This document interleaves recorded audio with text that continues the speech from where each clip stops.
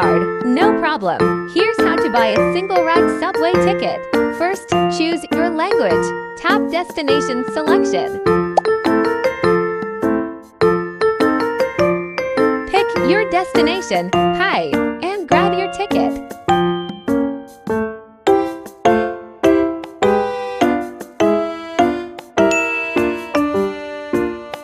Just tap and go. It's that easy.